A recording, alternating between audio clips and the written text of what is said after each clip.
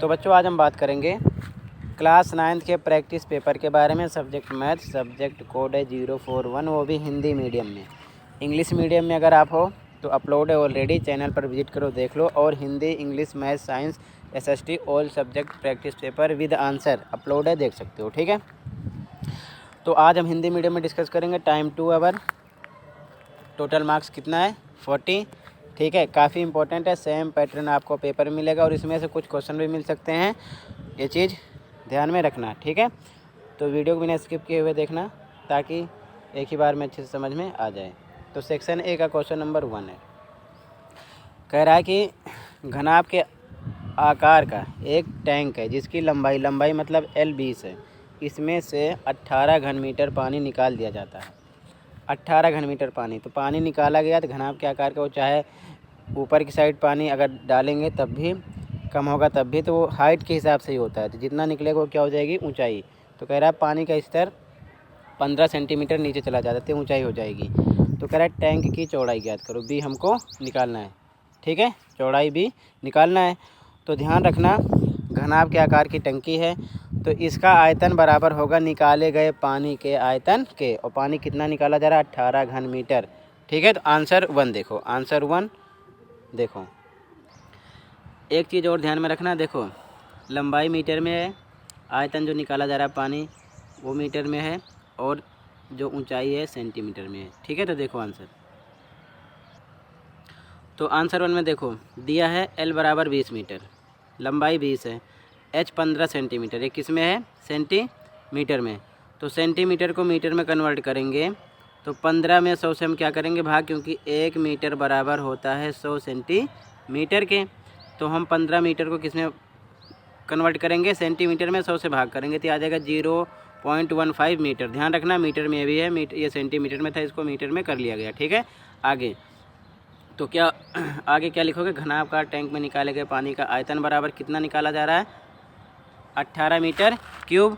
और फॉर्मूला घनाभ का है टैंक तो LBH, तो L पर रखोगे L कितना 20, B पर B का पता नहीं है, B पर B रख दो, H पर ये नहीं रखना है 0.15 मीटर रखोगे और बराबर किसके 18 के।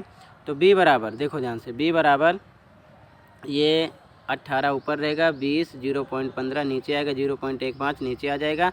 अब 18 और नीचे बटे में 0.15 को 20 से गुणा करेंगे तो 3 आ जाएगा, गुणा कर लेना, 3 से डिवाइड करेंगे, 3 एकम 3, 3 छीक 18, कितना आ जाएगा 6 मीटर। यानी जो चौड़ाई होगी 6 मीटर हो जाएगी, 6 मीटर। क्लियर है, ये आपका आंसर नंबर 1 हो गया, समझ में आया। ठीक है, आंसर 1 ऐसे लिख लो, स्क्रीनशॉट लो। आगे देखो अगला क्वेश्चन, क्वेश्चन 1 में ही अथवा है। ठीक है ना, अथवा वाला क्वेश्चन देखो, दे रखा है गोले का आयतन ज्ञात कीजिए, पृष्ठीय क्षेत्रफल दे रखा है।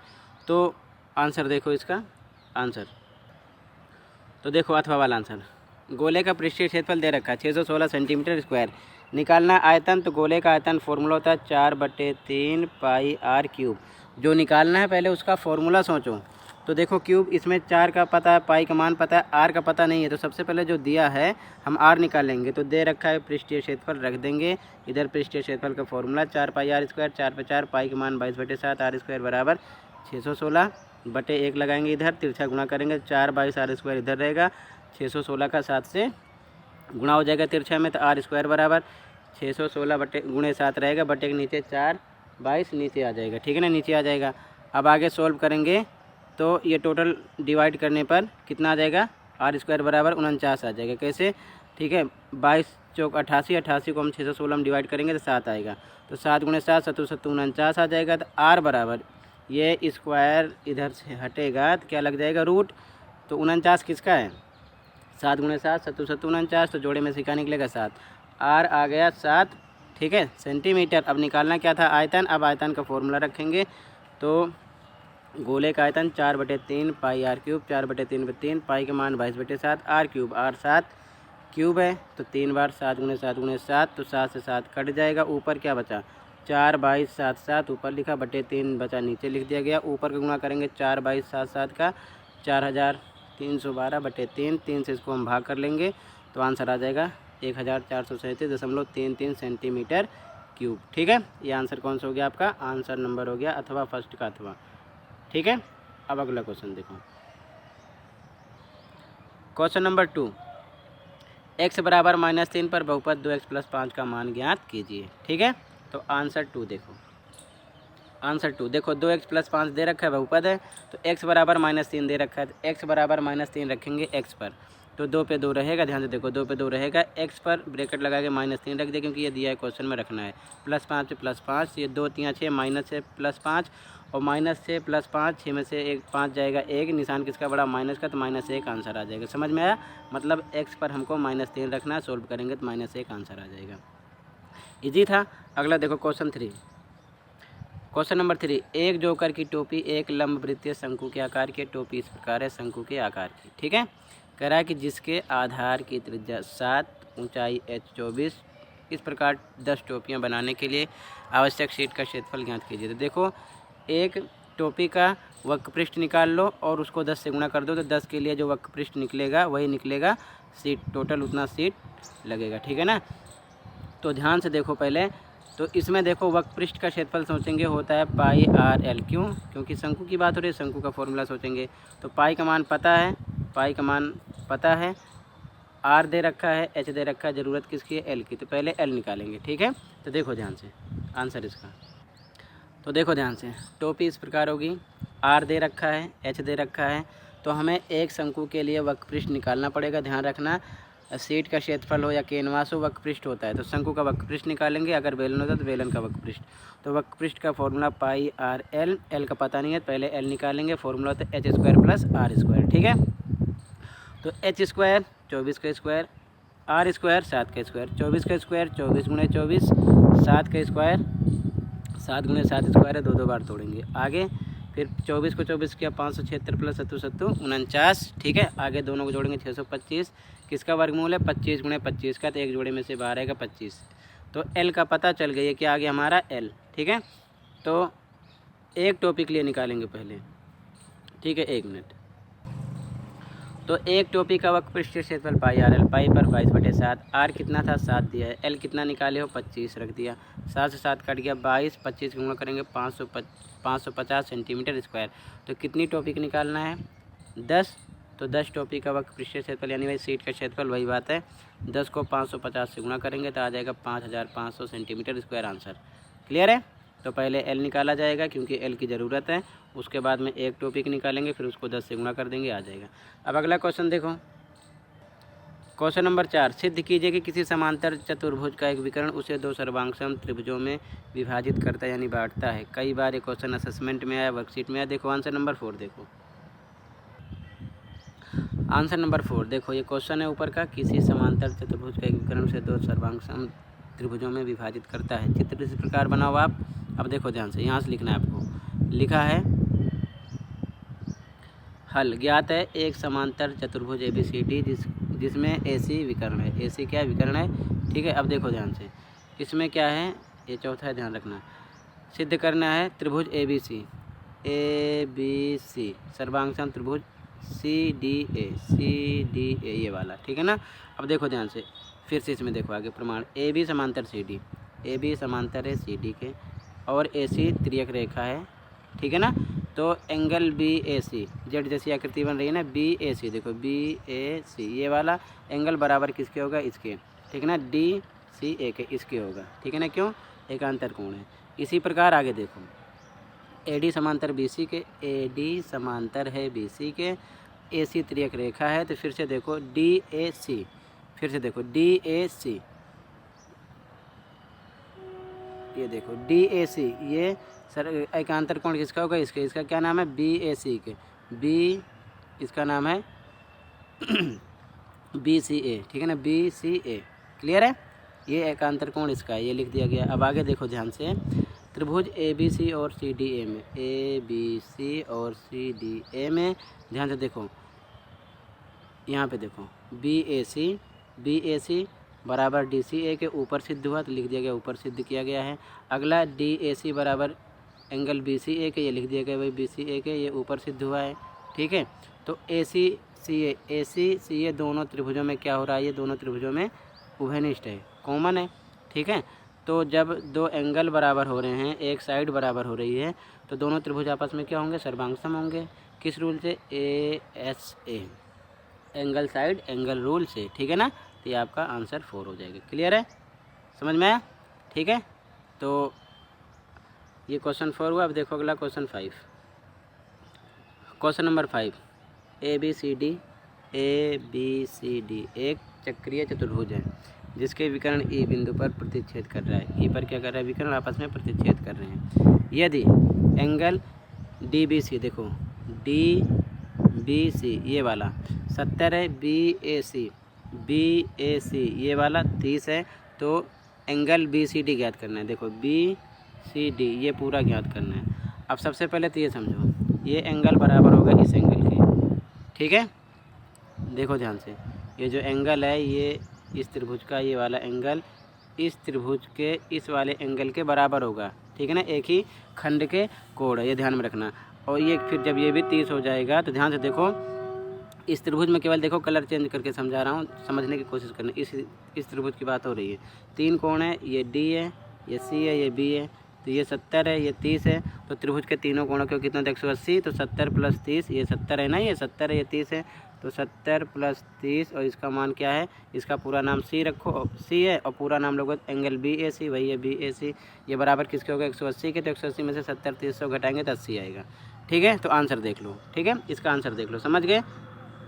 फिर से एक बार समझा रहा हूँ, देखो ये 30 है तो ये भी 30 निकल जाएगा। जब ये 30 निकलेगा, ठीक है, तो इस त्रिभुज में इसकी बात, ये एंगल हमको निकालना है। तो 70 30 और प्लस इसको 80 मान लेंगे, बराबर 180 के होगा। 180 में से घटाएंगे तो 80 आएगा 100 को, ठीक है। तो देखो आंसर इसका, तो देखो बच्चों दिया है, जो दिया था क्वेश्चन में लिख लिया गया, ठीक है। आगे angle B D C angle B A C की होगा, क्यों 30 होगा, एक ही खंड के कोण है, लिख देना। अभी मैंने समझाया, चित्र नहीं है, समझने की कोशिश करना। त्रिभुज बी सी डी में बी सी डी बराबर 180 के, क्यों त्रिभुज के तीनों कोणों की योग 180 अंश होता है। तो इसका पता है बी का मतलब ये एंगल की बात कर रहा है, बीच का जो नंबर है बी 70 है, और सी का पता नहीं है, डी निकाले हो, कितना दे रखे हैं इसमें, एंगल डी अभी निकाला था 30, ठीक है। क्या निकाला था, इसका पूरा नाम बी डी सी है, 30 है ये, इसका 30 रख देंगे, बराबर 180 के। तो 70 और 30 जुड़ेगा तो 100 आ जाएगा।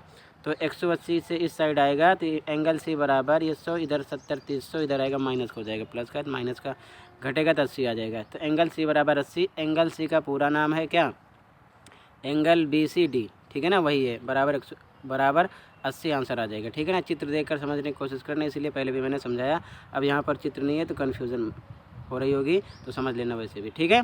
कितना आ जाएगा, ये आपका 80 आंसर आ जाएगा। अगला क्वेश्चन देखो, ठीक है, डाउट जहाँ पर होगा ज़रूर बताना। अगला क्वेश्चन 5वें का अथवा वाला क्वेश्चन, सिद्ध कीजिए कि वृत्त की समान जीवाएं केंद्र पर समान कोण आंतरित करती हैं। ये आपका 10 चैप्टर से है, ठीक है ना। तो देखो इसका आंसर 5वें का अथवा, ये 5वें का अथवा है, ठीक है ना, ध्यान रखना 5वें का अथवा है। अब देखो ये मैंने सीधा बुक से पिक क्लिक किए और लगा दिए, देखो समझो इसको ध्यान से। वृत्त की बराबर या समान जीवाएं केंद्र पर बराबर कोण आंतरित करती हैं, देखो तो इस प्रकार चित्र बनेगा आपका, ठीक है। अब इसमें देखना आपको, ध्यान से समझना ताकि एक ही बार में समझ में आ जाए, ठीक है। देखो ज्ञात है एक वृत्त जिसका केंद्र ओ है, ये पूरा वृत्त है, इसका केंद्र क्या है, ओ है, ठीक है, ये चीज़ ज्ञात है, ठीक है। आगे देखो प्रमाण। अब देखो सबसे पहले ये देखो ध्यान से, जीवा ए बी जीवा सी डी, 2 जीवाएँ हैं, ये ए बी एक जीवा है, एक जीवा सी डी है, ठीक है। अब ध्यान से देखो, सिद्ध करना है हमको, ये बराबर होंगी जीवाएँ, ठीक है ना, ध्यान रखना, क्योंकि क्वेश्चन में दिया गया है बराबर जीवाएँ, ठीक है ना, बराबर जीवाएँ, तो दोनों बराबर होंगी। एंगल ए ओ बी, देखो ए ओ बी ये वाला एंगल बराबर होगा सी ओ डी के, इसके बराबर होगा, ये हमको सिद्ध करना है। तो प्रमाण त्रिभुज ओ ए बी में, देखो ओ ए बी में इसमें, और ओ सी डी में इसमें, ओ ए बराबर ओ सी, देखो ओ ए, ये कलर चेंज करके बता रहा हूँ, समझ में आएगा। ओ ए बराबर होगा ओ सी के, क्यों देखो एक ही वृत्त की त्रिज्या है।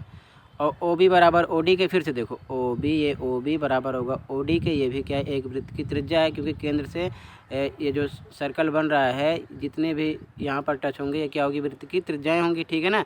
तो अब देखो, अब आगे देखो ए बी बराबर सी डी के, ए बी दे रखा है बराबर सी डी के। अब फिर से देखो ध्यान से, ये बराबर इसके है, दूसरी भुजा बराबर तीसरी इस भुजा के है, और ये भुजा बराबर इस भुजा के है। तो इसमें तो तीनों भुजाएं एक दूसरे के बराबर निकल रही हैं ना, तो क्या लिखोगे, त्रिभुज ए ओ बी बराबर सी ओ डी त्रिभुज ए ओ बी सर्वांगसम होगा त्रिभुज सी ओ डी के। क्यों? रूल है एस एस एस मतलब साइड साइड साइड मतलब भुजा भुजा भुजा, तीनों भुजाएं क्या निकल रही हैं? बराबर। ये भुजा इसके बराबर है, ये वाली भुजा इसके बराबर निकल रही है, ये वाली जीवा इसके बराबर निकल रही है। तो एस एस एस रूल से दोनों त्रिभुज आपस में क्या होंगे? सर्वांगसम। जब सर्वांगसम होंगे तो ये जो एंगल ए ओ बी है, ध्यान से देखो, ए ओ बी है, ये दोनों त्रिभुज आपस में सर्वांगसम हो रहे हैं। सॉरी, इसको मैंने बताया था, ये एंगल है, ठीक है ना। तो ये जब ये दोनों त्रिभुज आपस में सर्वांगसम हो रहे हैं यहाँ पर, तो फिर क्या लिखोगे? एंगल ए ओ बी बराबर होगा एंगल सी ओ डी के C P C T rule से, ठीक है। तो ये आपका आंसर नंबर कौन सा हो जाएगा? 5वें का अथवा। समझ में आया? ये साइड इसके बराबर निकली, ये साइड इसके बराबर निकली, ये वाली साइड इसके बराबर है। तो एस एस एस रूल से दोनों त्रिभुज, यानी ये दोनों त्रिभुज आपस में यहाँ सर्वांगसम हो जाएंगे, और जब सर्वांगसम होंगे तो ये दोनों एंगल भी बराबर होंगे C P C T rule से, ठीक है। आंसर नंबर 5वें का अथवा हो गया। अब अगला क्वेश्चन देखो, क्वेश्चन नंबर 6। यदि एक गोले और एक ठोस घन का पृष्ठीय क्षेत्रफल समान है तो उनके आयतनों का अनुपात। क्वेश्चन 2 नंबर के पर अच्छे समझना थोड़ा, ठीक है ना, अजीब है, तो समझने की कोशिश करना। गोले का जो पृष्ठीय क्षेत्रफल है और घन का जो पृष्ठीय क्षेत्रफल है, दोनों क्या है? समान है, और कोई इसमें भुजा दी नहीं गई, किसी की माप नहीं पता है। तो देखो कैसे सोल्व करेंगे आंसर 6। तो आंसर 6 देखो बच्चों, समझना। गोले का पृष्ठीय क्षेत्रफल बराबर होगा घन के पृष्ठीय क्षेत्रफल के, ये क्वेश्चन में दिया गया है। तो गोले का पृष्ठीय क्षेत्रफल फॉर्मूला अप्लाई करेंगे 4πr², घन का 6a²। तो देखो ध्यान से, यहीं पर समझना है आपको। इधर 6 रहेगा, इधर r² रहेगा, a² इधर भेजेंगे तो बटे का हो जाएगा। समझ में आया? और 4π, कलर चेंज करके बता रहा हूँ, 4π इस साइड आएगा तो ये बटे में इधर आ जाएगा 4π, तो इस प्रकार से बनेगा। a² इधर आ जाएगा, बटे का हो जाएगा, 4π इधर आएगा, नंबर की साइड आएगा तो बटे का हो जाएगा। ये बात समझ में आई? आगे देखो, इन दोनों पर स्क्वायर है तो हम लिख सकते हैं r/a, एक साथ ब्रैकेट लगा के स्क्वायर। समझ में आया? इधर जो था सेम लिख दिया गया। फिर आगे ये स्क्वायर हटेगा बच्चों, तो इधर क्या लग जाएगा? रूट, क्योंकि स्क्वायर हटता है तो दूसरी साइड रूट लगता है, और रूट हटता है तो पहली साइड स्क्वायर लग जाता है, ठीक है। तो ये ऐसे आ जाएगा। अब आगे देखो, फिर से आगे समझने की कोशिश करना, ठीक है। यहाँ पर अब देखो, r/a बराबर किसके हैं? रूट में 6/4 पाई के, है ना। तो गोले का आयतन बटे घन का आयतन, तो गोले का आयतन फॉर्मूला अप्लाई किया 4/3 पाई r³ और बटे घन का आयतन a³। क्लियर है? a³। अब इसमें आपको एक समझने वाली बात ये है, r³ ऊपर भी है, a³ नीचे भी है, तो बस इसको आपको देखना है, बाकी सब छोड़ दो, ठीक है ना।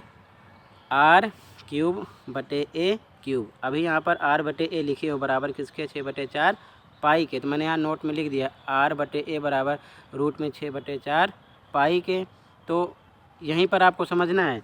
तो देखो 4/3 पर, कलर चेंज करके बता रहा हूँ, समझने की कोशिश करना। 4/3 पर 4/3 लिखा गया, पाई पर पाई लिखा गया, r³ बटे a³ की जगह हमने केवल एक साथ लिख दिया r/a ब्रैकेट में क्यूब कर दिया इसकी जगह, ठीक है ना, क्योंकि r/a, ये समझ में आया? क्यूब कर दिया। नोट पे ध्यान रखे रहना, ठीक है ना। आगे देखो, आगे कैसे हो जाएगा? ये r/a³ हो गया, तो ये r/a³ जब हो गया तो r/a बराबर किसकी है? 6 रूट में 6/4 पाई के। तो यहाँ पर हम रूट में 6/4 पाई लिख सकते हैं। 4 पाई पर 4/3 पे 4/3 पाई पर पाई, ठीक है ना। और r/a की जगह रख देंगे रूट में 6/4 पाई और क्यूब पर क्यूब लगा देंगे। और ये कहाँ से आ रहा है? बस यही समझना, यहीं पर समझ नहीं आ रहा होगा, r/a³, ठीक है ना। तो 4/3 पे 3, पाई पर पाई रखा, r/3 को ब्रैकेट में करके क्यूब किया, r/a बराबर है रूट में 6/4 पाई के। तो यहाँ पर इसकी वैल्यू रख सकते हैं, r/a की जगह रूट में 6/4 पाई, क्यूब पर क्यूब लगा दिया गया, ठीक है। आगे देखो, आगे फिर से सॉल्व करेंगे तो 4/3 पे 4/3 पाई पर पाई, रूट में 6/4 पाई को 3 बार तोड़ लेंगे रूट के अंदर। समझ में आया? क्योंकि 3 लिखा हुआ है, 3 बार हो गया रूट में, इसको तोड़ लेंगे। तो जब तोड़ेंगे रूट में 3 बार इसको, तो देखो ध्यान से क्या आएगा आगे, इन दोनों का बन जाएगा जोड़ा, तो 6/4 पाई बाहर आ जाएगा, इसका कोई जोड़ा बनेगा नहीं। ये रूट के अंदर फिर से ऐसे लिख दिया जाएगा। यहाँ तक समझ में आया? आगे बढ़ें। इन दोनों का क्या बन जाएगा जोड़ा, 3 यहाँ लिखा है ना, 3 बार तोड़ेंगे तो 2 का जोड़ा बनेगा, 2 में से 1 बाहर निकलेगा, इसका ऐसे फिर से रूट लगा के लिख देंगे। आगे क्या होगा फिर से देखो, ठीक है। आगे क्या करोगे, आगे 4/3 पे 3 पाई से पाई ये वाला कट जाएगा, ठीक है ना। पूरा ही काट दो, देखो ध्यान से, अगर समझ में ना आ रहा हो तो, ठीक है ना। देखो ध्यान से कैसे करोगे, फिर से देखो, यहाँ पर आपको लिखना है, देखो इधर ध्यान से, 1 मिनट, तो ध्यान से देखो, 4 पाई से 4 पाई कट गया, यहाँ बचा 1, यहाँ भी बचा 1, तो ऊपर को ऊपर से गुणा करेंगे भिन्नों में, 6 एकम 6 आएगा, बटे नीचे 3 एकम 3 आएगा। समझ में आया, फिर से देख लो, यहाँ से देखो, 4/3 पाई पे 4/3 पाई, इसमें से एक जोड़ा आ गया, 6/4 पाई, रूट के अंदर जिसका नहीं बना ये रूट के अंदर ऐसे लिख दिया गया। यहाँ पर क्या होगा, 4 पाई से 4 पाई कट जाएगा, यहाँ बचा 1, यहाँ भी आया 4 एकम 4, तो 6 का 1 से गुणा करेंगे तो 6 एकम 6 आएगा, और नीचे का 3 एकम 3 आएगा, ठीक है ना। अब ध्यान से देखो, ये 6/3 आया, आप सोच रहे हो कि 1/2 कहाँ से आ गया, तो ध्यान से देखो, इस रूट पर फोकस करो, इस रूट पर फोकस करो, तो क्या होगा यहाँ पर आपको ये देखना है, इसमें ये ध्यान रखना है, तो इस रूट में देखोगे तो ऊपर 6 है तो 1 कॉमन निकलेगा, और नीचे देखो 4 है, 4 होता है बच्चों 2 × 2 का, तो इसमें से 1 2 बाहर निकलेगा, तो मतलब ये जोड़ा बन जाएगा। तो हम 1/2 बाहर निकाल लिए, इसी रूट में से कलर चेंज करके फिर से बता रहा हूँ। अब इसमें देखो ध्यान से, बटा 6, इसमें क्या बटे में बचा है 6, बटे में रूट पाई ये बच गया है, ठीक है ना। 1/2 निकला, इसी में से 4 के हिसाब से 4 का 1/2, ठीक है ना। अब देखो ध्यान से, फिर से यही समझना है, 2 से काटेंगे, 2 एकम 2, 2 3 6, 3 से 3 ये पूरा कट गया, मतलब बाहर सब कुछ खत्म है, कुछ नहीं बचा, और रूट में 6/पाई इधर बचा है, तो यहाँ पर रूट 6 और फिर लगा देंगे अनुपात पाई, यही आपका आंसर हो जाएगा। समझ में आया, ये पूरा बाहर का कट गया, तो रूट में 6/पाई बचा ना, यहाँ से 1/2 निकला था ना, 4 का वर्गमूल 2 × 2 4 बाहर निकल आया, इस प्रकार ये आंसर हो जाएगा, ठीक है ना। ये रूट में 6 अनुपात पाई आपका आंसर हो जाएगा, ठीक है। तो समझ गए ना बच्चों कि ये रूट में 6 अनुपात पाई आपका आंसर किधर से आया, ठीक है ना। इसीलिए एक एक स्टेप समझा दिया, समझ में आ गया होगा, ठीक है ना। डाउट होगा तो फिर भी बताना आप, ठीक है ना। तो आंसर नंबर 6 हो गया, ठीक है। आगे देखो अगला, तो 6 तक कंप्लीट हो गया सेक्शन बी। तो वीडियो थोड़ी लंबी हो गई, सेक्शन बी नेक्स्ट वीडियो में प्रोवाइड करेंगे, तब तक इसकी आप प्रैक्टिस कीजिए, ठीक है ना। Thank you for watching this video and take care.